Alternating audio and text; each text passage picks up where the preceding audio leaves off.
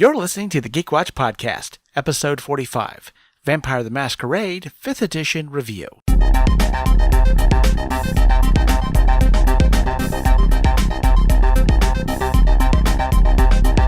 This is the Geek Watch Podcast with Brian Hatcher and Mandy Petrie.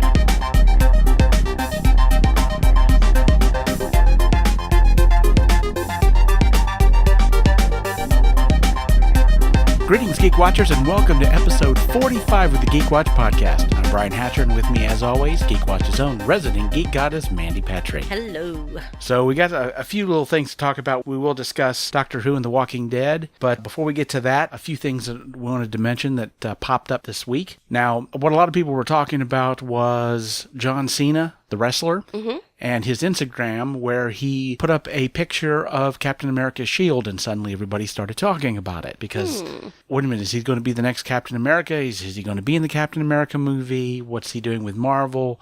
And that began a whole lot of speculation. Now, for people who do not understand how the internet works, somebody might not necessarily understand what John Cena was up to. What a lot of influencers and a lot of people on the internet will do, they'll put up a picture like that. Not that they've been talking to anybody, but they put this picture up so they can generate buzz. And if they can generate enough buzz, you know, in John Cena's case, if he can generate enough buzz with this Captain America shield, then he can go to Marvel and say, hey, look, they're interested, you know. So it's sort of like an audition in a sense. It's to try to generate buzz. Not that I think that he's going to become the new Captain America or whatever. To be honest, I could see him...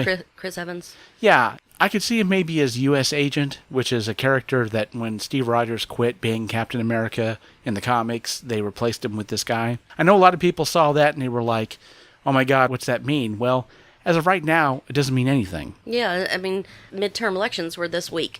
So this could have been his, Captain America punching Hitler in the face. Yeah, it absolutely could be. Show your pride. He could very well wind up eventually in a Marvel movie. That's very possible, but obviously, just because he puts the shield up on his Instagram doesn't mean anything right now. It could develop into something, but we'll find out. So, something else that I saw online that I wanted to bring up to you, because I don't know if you heard about this or not, but the internet is full for fan theories. God, I love fan theories. Yes. Well, this is the kind of fan theory, I don't know if I want to say I love it, because it's a really morbid fan theory. And I don't know if Marvel would go down this road because it's kind of unpleasant for a bunch of reasons, which you're going to find out, especially when you think of, let's say, the first Spider-Man movie and the teaser trailer and the changes they had to make to the teaser trailer. Yes, I do. I remember that in 2002. That's when the movie premiered, was 2002, but the teasers would have been in 2001. Right. Yeah. And they basically had Spider-Man webbing a copter between the Twin Towers. Exactly. Well, on Reddit, a fan came up with a theory calculating the MCU Spider-Man and figured that Peter Parker in the MCU, because of his age, was born sometime in 2001. It's also canon in the comics that Peter Parker's parents died soon after his birth. They died in a plane crash. Now, oh, wow. Way to go, Reddit. Whoever did that, way to go. You suck. So you can see where that comes. Did Peter Parker's parents die on 9/11? Oh, wow. Yeah. Huh. Well, I don't know what to say to that. I mean, neat. There are fan theories that I love, and many TV shows and books have adapted to fan theories. I think one of probably the most well-known is the Klingons.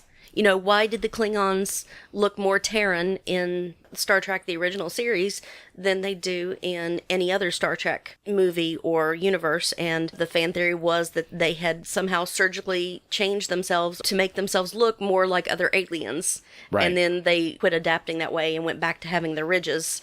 Oh, yeah. I remember an episode of Deep Space Nine. It was called Trials and Tribulations. Do you remember that? I don't think so. Well, when I hear tribbles, I think tribbles. But well, because that's exactly what you should think, because Cisco and his crew went back into time and appeared in that episode of The Trouble with Tribbles.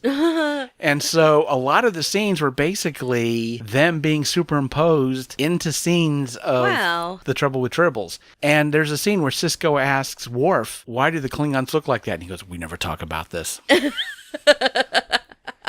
No, But I don't. I can't believe I don't remember that. That's hilarious. But I do know that the Klingons hate the Tribbles because if you a fan of the show, you know that Scotty sent all the Tribbles to the Klingons, and then apparently in their universe, the Tribbles just ate everything of the Klingons and just destroyed everything, their crops and just everything. because they're basically a kudzu. Yeah, in Trials and Tribulations, the two things that I specifically remember was the Klingons and the crew of the Enterprise got into a fight in a bar because of insults thrown back and forth. And O'Brien is in the lineup of the people getting chewed out by Kirk about the fight. Oh my gosh, that's so brilliant. And the other thing was Jadzia Dax had a crush on Bones because when she was, I forget which Dax it was like maybe a couple Daxes back, she had been in a relationship with him. Huh. And that was Wow. canon, yes. Very interesting. Yeah, I'm going to have to go look these episodes up. I've got to see this. Yeah, Love it. Trials and Tribulations was a great throwback. And Well, in the animated series, there was Trials and Tribbles, but Yes. That wasn't but this is something different. a great fun episode, and especially if you remember the original and seeing how they're able to interject the Deep Space Nine crew into that story. That is really neat because Oh, yeah. this would have been early pioneering in that superimposed. The first one I remember was Forrest Gump, imposing Forrest Gump into history, Right. historical videos and things like that. Oh, but yeah, that was definitely a fun episode. So one other thing I did want to talk about, since we're talking about television and, of course, television going into movies, Breaking Bad has been announced. They're going to be making a Breaking Bad movie. Huh, wow. And so they're going to be bringing those characters back. So I don't know if this is going to be a prequel or a sequel. Walter White supposedly died at the end of Breaking Bad, so I only watched like the first 2 or 3 seasons of that, so I don't know how it ended. obviously ended with Walter White's death. But they're not really saying a whole lot about it, and I'm not really all that eager to hear spoilers anyway. I'm really curious to that. But, of course, what's already started filming, and I'm really, really excited for, is Deadwood. Yes! Oh, finally. Swearingen is back. Swidgen. Yes. Sorry, I love the way Mr. Wu says Swidgen. Yes. Gosh, what has it been? It's been over 10 years, hasn't Oh, it? yeah. Yeah. And even though there was kind of an ending to the TV show, they were planning on doing more. So They left it wide open, though. And then there was a bunch of things I would have loved to have seen what they did with it afterwards. But yeah, most of the crew's going to be back for this one. Amazing. I'm excited to see Timothy Oliphant step back into that because, I saw him as Seth Bullock for so long that when I saw him in the Santa Clarita Diet and I realized just how funny he is, it's going to be really interesting seeing him take up the badge again. That's going to be wild. But Brad Dourif's going to be back too as Yes, the doctor. We're getting Calamity Jane back. And so, yeah, pretty much everybody's going to be back for this. And I'm... Ian McShane? Yeah, definitely Ian McShane. Gotta have Ian McShane. Yeah, I don't think we could do Deadwood without Al Swearingen. Without that character, it would be a deal breaker. I really honestly wouldn't want to see the movie if you're not going to get to see Al again. He was a wonderful part of that show. He was the rotten heart of it. So it's already started filming. They're on set now as we speak. Awesome. There are just so many great characters and tiny, tiny characters, like seemingly insignificant, that were just still fantastic. To get a chance to revisit that world again, every once in a while you would hear, oh, they're planning on doing a movie, and then you'd never hear anything else. Right. I mean, this last time I heard about it, I was like, okay, yeah, sure they're going to. But no, they're filming now. What? Really? They're filming now? So, yes, send it along. I'm ready to go. So last week we did mention that I was going to go over Vampire the Masquerade 5th edition. I did get my book. I've been reading it. I've been going through it. And I do have a few things to mention. And some of the things that I noticed about it is obviously the world has changed a great deal from the 90s when Vampire first came out till now. And it reminded me about how different the world was back then than it is now. And so the background side of it, there's a lot of interesting things that are going on that change the game, but add a new dimension to it. As far as the rules go, they're pretty much the same. We're back to rolling 10-sided dice for successes. One of the things that I found really interesting is blood pool, which of course is very important to a vampire. And, the less blood you have, the hungrier you get, and the crazier things can go for you. And the old rules, these became modifiers for dice rolls. Now, they've cleaned that up with this new hunger rule, which I really like, which basically, per point of hunger that you have, you take one of your dice in your dice pool and you change it for another different colored dice that are known as blood dice. Basically, blood dice, you use them to roll your tasks like you normally would. You got to count out your red dice first, and then you can fill in with the regular dice, depending on the size of the dice pool that you need. And on blood dice, 10s are crits and 1s are botches. On the blood dice, if you get a 10, it's considered a bloody success. So yes, you succeeded, but you succeeded by going off, going crazy, and something bad's probably going to happen through it. It's like you're trying to get through a door, well, the beast took over and you smashed the door down. And everyone heard you. And then, of course, the botches are bestial botches, and so much, much worse. And so I found that was an interesting way of taking some of the math. The other thing that they changed in the rules, willpower is now tied into, I guess, what you could call social health, where you have a health rating, and as you take damage, it lowers your health. In social situations, your willpower is considered your social health. So as you take, I guess you could call it social damage. In other words, because there's a lot of relationship stuff that happens, and as you take social damage, your willpower goes down, and willpower is really important for controlling the beast. In vampire society, if a vampire is humiliated, they just don't go off and pout. They might go into a crazed rage because the beast is like that. It's a social animal as well as a beast. Like politicians. Oh, yeah. Well, politics is really heavy in this game. And so trying to get somebody to lose their cool can have some serious consequences in vampire society. And so that part of it definitely plays in too.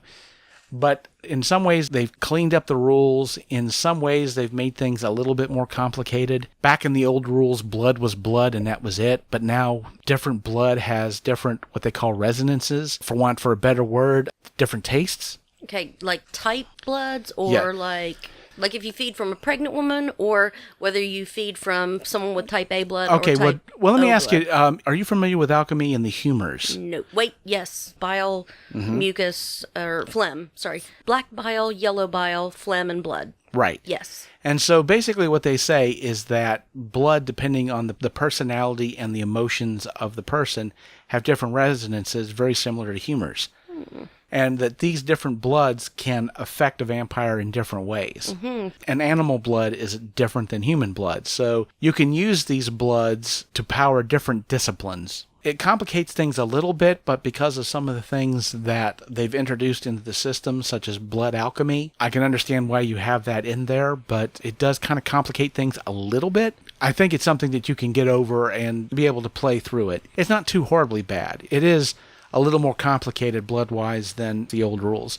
There's a lot of great background stuff in the game, which I'm really enjoying. I will say this, as far as recommendations for the game, for people who might be interested. One thing I will definitely say about this game, especially if you've played it before, I think you'll enjoy the new game. Vampire is not like a lot of role-playing games, and Mandy, I know you've played D&D a great deal. And I'm not saying this to knock D&D, but the thing about D&D is you can have flavor text in the game, and you can have backgrounds for your characters, but they're really not that important. The big important thing is your stats. In D&D, the main thing that you're doing is you're going out, finding problems, and solving them by throwing dice at them. I saw some reviews of Vampire, and one person that I saw who admitted that he'd never played Vampire before. One of the problems that he had with the game was he'd like to have seen some sort of a mini module in Vampire for like a starter for people to get going. And there is a Vampire starter kit for people who've never played before, which I would recommend you do before you get this book. You don't get to generate your own characters. It basically creates characters that you have to play. And the reason for that, and the reason why there's no module in the Vampire core book, is because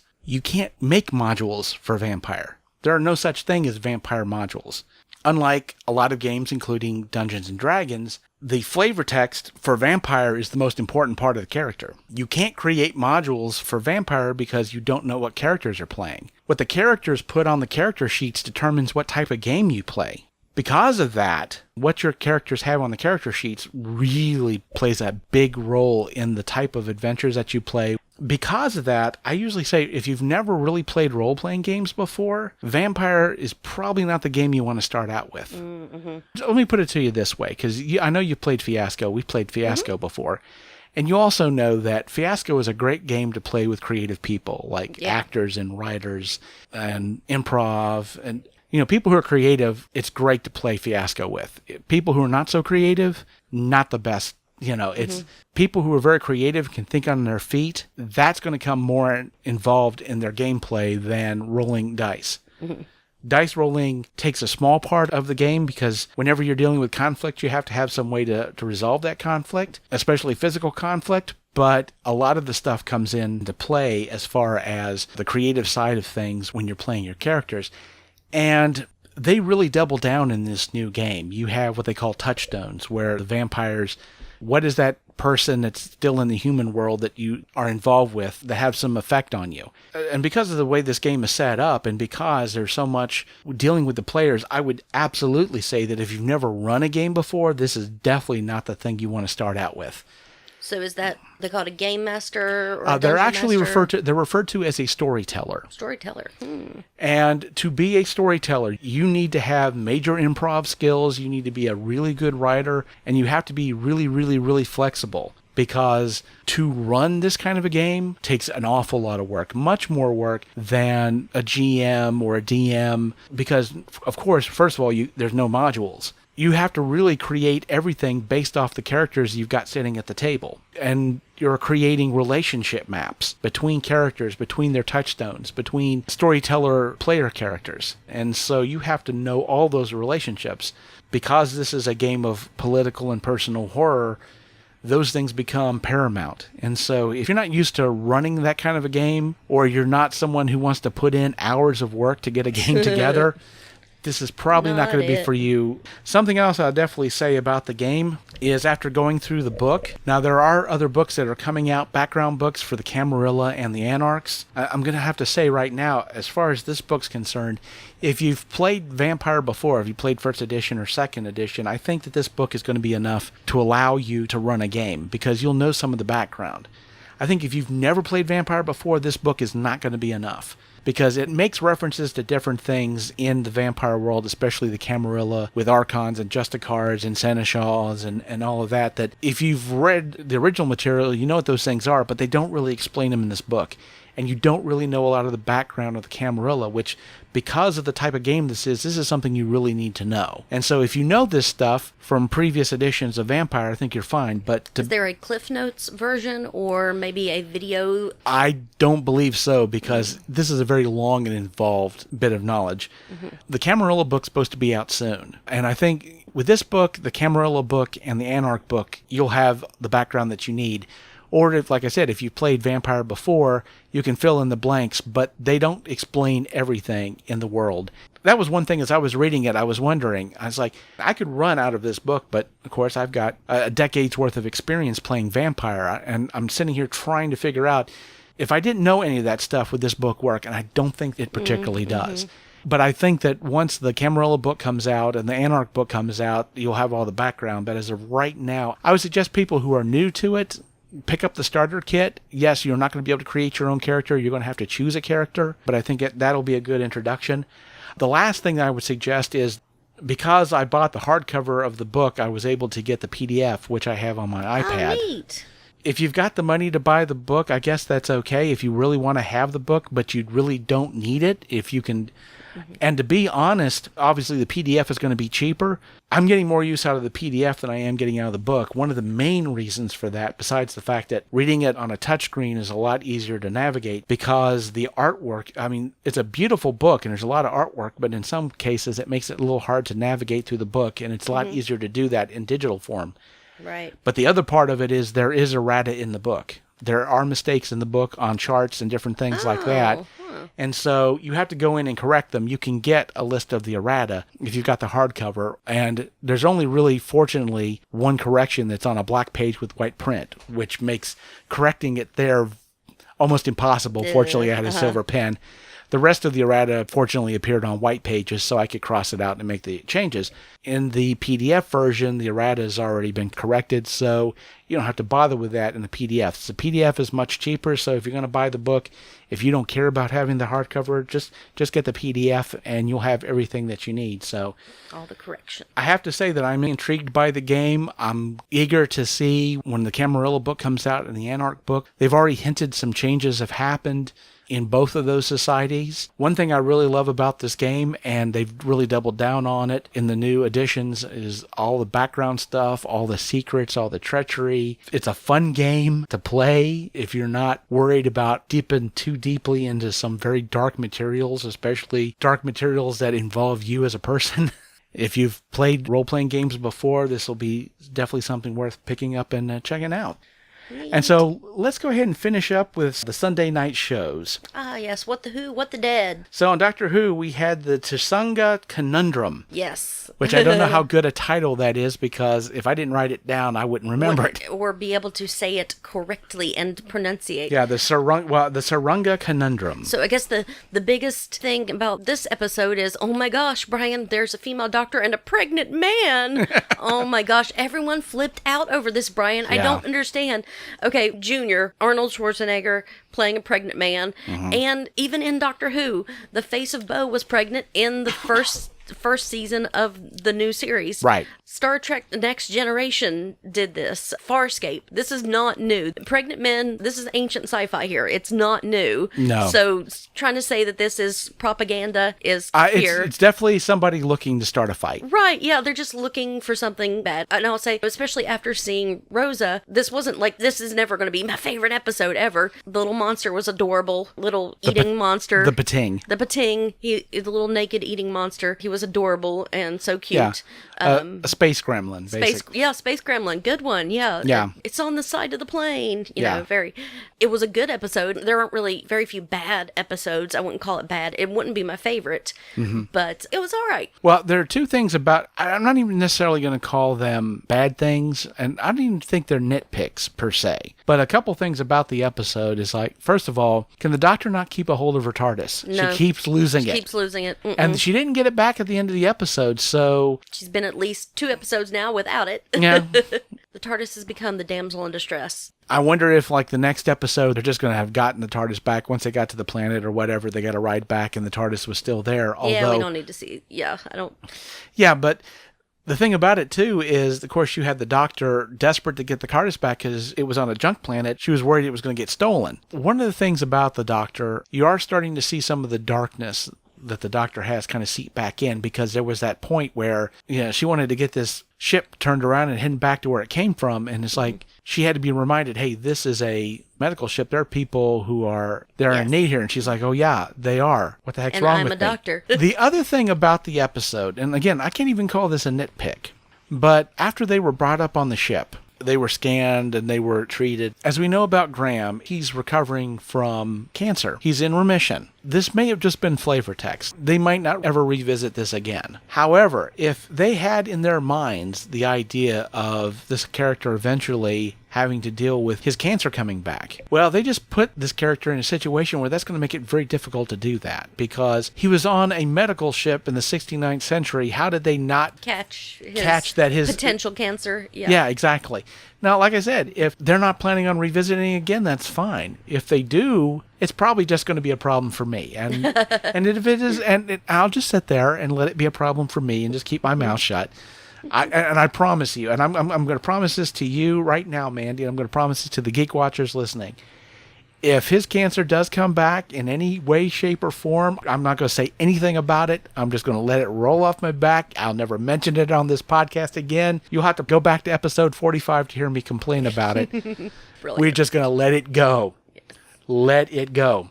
And so next week, because of course, we've been talking about Yaz and when is she going to have that moment to step forward? And next week's going to be that time. The name of the episode is Demons of the Punjab. They're going to go back in India and one of her ancestors. That is so cool. Yeah. Which I wonder if this is going to be like Rosa was for us. Mm-hmm. If they're going to visit some of the really messed up things that the British did with... In India. Oh. Yeah. You know, they were able to reflect a very fair view of Alabama in Rosa. Are they going to go down that road in India? I wonder. Wow. To be honest, I think that they would certainly have the courage to do so. Mm-hmm. Of course, that's next week, and we'll see what happens when we see that. And then, The Walking Dead. The Walking Dead, Brian. What comes after? Big spoiler alerts, Geek Watchers. I doubt you could have avoided the spoilers about this time. Big surprise, Rick lives, and he is rescued by the helicopter people. Surprise! Now, for people who listened last week, and people, and I will say this, we brought the podcast out on some different formats, so it's possible you may be listening to us for the first time. Congratulations. So, congratulations. And let me point something out. If you're not aware, Mandy Petrie is a nice person. She's an incredibly nice person. Probably too nice a person to be watching a show that is as soul-wrenching and soul-crushing as The Walking Dead. And there have been many times we've talked about the show where she's tried to come up with some way to save a character that we know is going to freaking die. And it happens more and often than not. And of course, last week we were talking about the show and she's like, well, Rick might be rescued by the helicopter people. And though I didn't say anything, of course, what I'm thinking is, isn't that adorable? And I thought, well, we'll have this week to basically decompress and we can talk about, the horrible way that Rick died. Because how many people have they killed off in horrible, horrible ways? Mm-hmm. Starting, of course, I still with got Abraham. my fingers crossed for Beth. I was like, come on, Beth can come back. Yeah. It's a fantasy. Come on, you can bring Beth back. So, of course, she said, well, Rick could get rescued by the helicopter people. And I'm like, well, no, because this is a cruel, mean show. And they'll never save Rick. They've got no reason to. But damned if the helicopter people didn't show up and save Rick. Yep. Well, Rick has survived way too much, Brian. He should have died like 10 times ago. I mean, from the very first time he got shot, laying in the hospital and wake up in Walker World, and then all the different times that I think he's been crushed. I'm not sure. He should have died a long time ago. There's something special about Rick. Yeah. And but of course, Mandy saw this coming because she has a heart full of butterflies and rainbows. yes, Carl's still out there. And I didn't see it coming because I have a heart full of misery and coarse grit sandpaper. So it surprised me. Absolutely surprised me. Now, the reason why they saved him is because AMC is going to be doing some TV movies. And there's going to be 3 of them that involve Rick. That was a big surprise. So we're going to get to see another part of Walker World. We get Texas and California with Fear the Walking Dead, which I don't watch. And then we get the East Coast with Walking Dead. And now, who knows? Maybe we'll be in Canada. As far as our crew on The Walking Dead, they think he's dead, and apparently they're never going to find out that he's alive. Because they were saying that talking about a reunion between him and Michonne, so there's always that. Well, there's definitely that possibility, I suppose. But Scott Gimple was very adamant to say, that Rick's time on The Walking Dead was over, and so yeah, they could possibly pull Michonne in, but you have this time jump at the end of 6 years, and Rick's not come back. And it took a long time, but finally Judith looks like her parents. Yeah. Whoever they are. Finally, yeah, whoever they are. Because I was sure that she was Andrea's because she had blonde hair forever. And now, how did 2 brown-haired parents, either way, how did that kid get blonde hair? Wow, Judith is different, isn't she? Oh, she's our new Carl. She's our new Damian Wayne is who she is. Yeah. She's the Damian Wayne. Well, they have that one little clip of her talking to Negan, and it reminded me of when you were talking about how Carl and Negan in the comics talk to each other and their relationship. So I really think Judith is our Carl going forward. She's going to have that relationship with him because, well, obviously she can't with her dad. It wouldn't be Walking Dead if we didn't complain about something. And so I got to complain about one thing, obviously. Lauren Cohen, this was her last episode? What the hell, Brian? Yeah, she did. That was like, they just kind of like shoved it out the back door. It's like, oh yeah, now she's gone. That's it. That's all she gets. She doesn't. She doesn't even get a send off. Now, of course, her situation's a little bit different. Maggie could come back, but how do they explain it? Did she take off somewhere and take Herschel with her? Is little Herschel still going to be part of the show? Oh, and we did catch a glimpse of a boy with a slingshot, and I can't help but hope that that's Andre, that's Michonne's little boy. Yeah, that's my hope of it. They introduced him as someone else, but I'm hoping that as the show goes on, they will find out. Yes, this was her son. Yeah, maybe a birthmark. I don't know. I would like to see that, to give Michonne something to develop. Because I saw in Talking Dead, they did a scene from next week's show, and you do get that feeling that Judith is that precocious child that makes decisions for herself, which I think it makes it very difficult for Michonne to be her mom, because she will go against Michonne. Yeah, we won't have to worry about where's Judith. We're going to be like, what's Judith doing? Right. She's walking around with her dad's big gun, which she has no problem firing, but she's also got this katana on her back. And Carl's hat. We got 3 episodes to the end of the mid-season finale, and they're going to be using, of course, those 3 episodes to introduce the Whisperers. Yeah. And it looks like they're going to go down the road that the comics did, which I have to say kind of makes me wish that I hadn't read the comics. Which is kind of a shame, because I'd love to be able to go down the road with the rest of the viewers who have not read the comics, that are going to be led to believe one thing, and of course it's going to be something else. But I'm not going to be able to have that opportunity, obviously, because I've read the comics. But they've got 3 episodes, and that'll be it for the mid-season. Now, Doctor Who, they've got 3 episodes coming up that are named, but then after that they'll have 2 more episodes which are to be announced, so we don't know what the names of those episodes are yet. And then what'll be the New Year's special. So the next 3 weeks we'll have reviews for Doctor Who and The Walking Dead for 3 weeks, and then for 2 weeks after that it'll just be Doctor Who. But then we'll have to do the Marvel and DC movies coming out. That are coming out, and yeah. Christmas. Once Upon a Deadpool, which is now the official title of the PG-13 Deadpool 2 Fantastic. movie. We'll be talking about that when it comes out. And Aquaman. Yep. So we'll see if it's a good movie or not. The jury's still out on it. I have faith. As I do as well. And so with that said, we come to the end of another episode of the Geek Watch podcast. Thank you for listening, and tune in next week for the latest in geek news and views with the Geek Watch podcast. For Mandy Petrie, this is Brian Hatcher, reminding all of you out there that we're all geeky about something. Be proud of yours. See you next time. Thank you for listening to the Geek Watch podcast. If you enjoyed this program, don't forget to like and subscribe on your preferred platform and share this podcast on your social media. For links to all the ways you can listen to the Geek Watch podcast, as well as leave comments and suggestions, visit our website at geekwatch.net. The Geek Watch podcast is a Hanging J production.